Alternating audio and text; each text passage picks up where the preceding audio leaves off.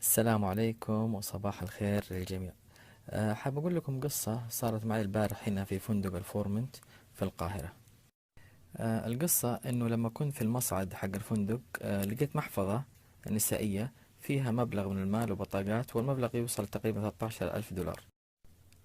طبعا عملت اللي ممكن يعمله أي واحد. أخذت المحفظة ورحت عند مدير الأمن حق الفندق وقلت له هذه لقيتها في المصعد. طبعا شكرني شكر مرة حار ولزم علي أشرب القهوة، وزي لي مستغرب إنه أنا أرجع محفظة فيها هذا المبلغ الكبير. طبعا تخيلوا المكافأة كافئوني في إيش. في الليل رجعت غرفتي، لقيتهم حاطين لي هدية عند التلفزيون. طبعا هديتهم ما أتوقع أنها تخطر في بال أحد. الآن أصورها لكم تشوفوها وتشوفوا الصدمة اللي أنا انصدمتها.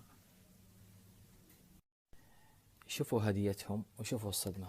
قزازة ويسكي شيفاز، على أساس أن الشعب السعودي يجي القاهرة يسكر. الله يسامحهم بس. طبعا بعد الهدية الصدمة هذه اتصلت أنا بمدير الفندق وشكرته على الهدية، وقلت له ترى أنا ما أشرب ولله الحمد. تخيلوا إيش قال لي. قال لي هذه هدية ما ينفع تردها، وإذا ما كنتش عاوزها أعطيها حد صاحبك. إيش رأيكم آخذ ذنب أحد وأعطيه هذه الخمرة؟ وعشان لا أظلمهم حقيقة أعطوني هدية ثانية عبارة عن إقامة لمدة ليلتين مجانية مع الإفطار خلال سنة. لكن المصيبة هذه وين أوديها؟ فيكم أحد عنده اقتراح فين ودي هذه المصيبة؟ طبعا صعب أعطيها أي أحد آخذ ذنبه. إيش رأيكم أحطها هنا في مكانها الأساسي، وما ينفع أعطيها أي أحد عشان لا أخذ ذنبه؟ مين يأيدني؟ بعض المتابعين يقولون حطها هنا.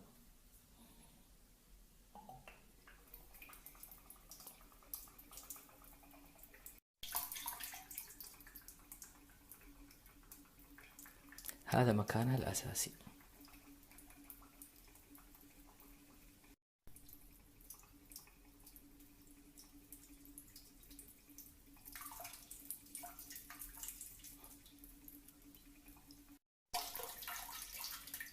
بصراحة الريحة تصرع.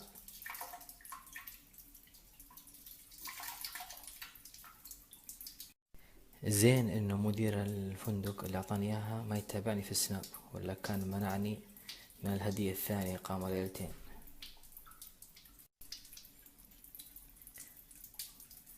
تقريبا خلصنا. باقي الخطوة الأخيرة نضغط هذا الشيء.